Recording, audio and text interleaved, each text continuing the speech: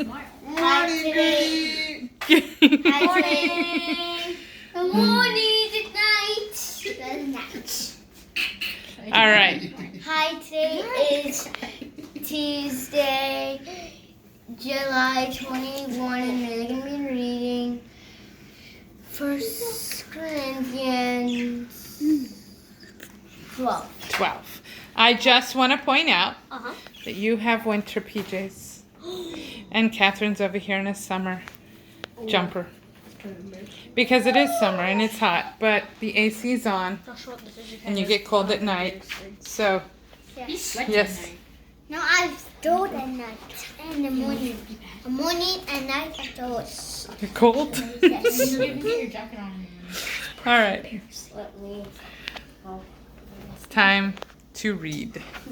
Chapter 12. Spiritual gifts. My fellow believers, I don't want you to be confused about spiritual realities.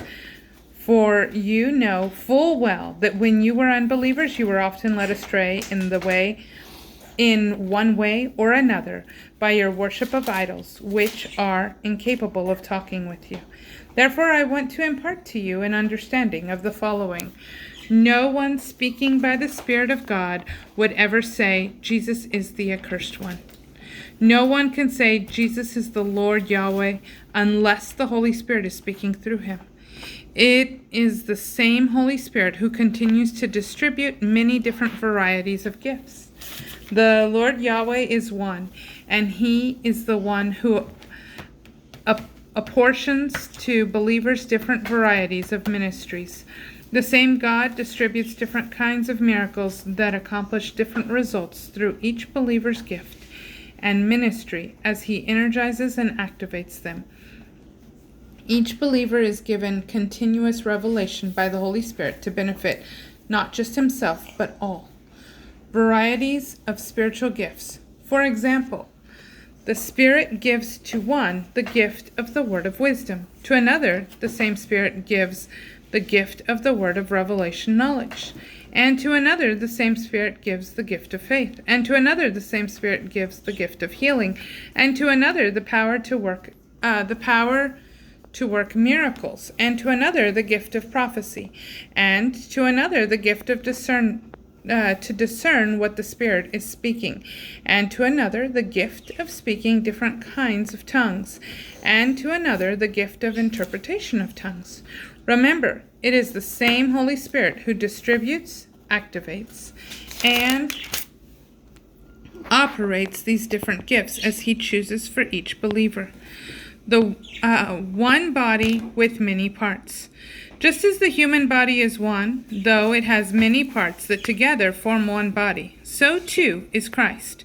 For by one Spirit we all were immersed and mingled into one single body, and no matter our status, whether we are Jews or non-Jews, oppressed or free, we are all privileged to drink deeply of the same Holy Spirit. In fact, the human body is not one single part, but rather many parts mingled into one. So if the foot were to say, since I'm not a hand, I'm not a part of the body, it's forgetting that all is still a vital part of the body, it's forgetting that it is still a vital part of the body. And if an ear were to say, since I'm not an eye, I'm not really a part of the body, it's forgetting that it is still an important part of the body. Think of it this way. If the whole body were just an eyeball, how could it hear sounds? And if the whole body were just an ear, how could it smell different fragrances? But God has carefully designed each member and placed it in the body to function as he desires. A diversity is required, for if the body consisted of one single part, there wouldn't be a body at all. So now we see that there are many different parts and functions, but one body. No competition for importance within the body. It would be wrong for the eye to say to the hand, I don't need you, and equally wrong if the head said to the foot, I don't need you. In fact, the weaker our parts, the more vital and essential they are. The body parts we think are less honorable, we treat with greater respect. And the body parts that need to be covered in public, we treat with propriety and clothe them.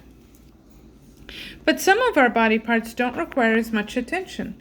Instead, God has mingled the body parts together, giving great honor to the lesser members who lacked it. He has done this intentionally so that every member would look after the others with mutual concern, and so that there will be no division in the body. In that way, whatever happens to one member happens to all. If one suffers, everyone suffers. If one is honored, everyone rejoices. One body with different gifts. You are the body of the Anointed One, and each of you is a unique and vital part of it. God has placed in the church the following: first, apostles; second, prophets; third, teachers; then those with gifts of miracles, gifts of divine healing, gifts of revelation knowledge, gifts of leadership, and gifts of different kinds of tongues. Not everyone is an apostle or a prophet or a teacher. Not everyone performs miracles or has gifts of healing or speaks in tongues or interprets tongues. But you should all constantly boil over with passion in seeking the higher gifts. And now I will show you a superior way to live that is beyond comparison. I guess we're waiting for tomorrow. Bye. All right. Bye. Subscribe. Like this video. Please like our comment. Bye. Bye. Subscribe.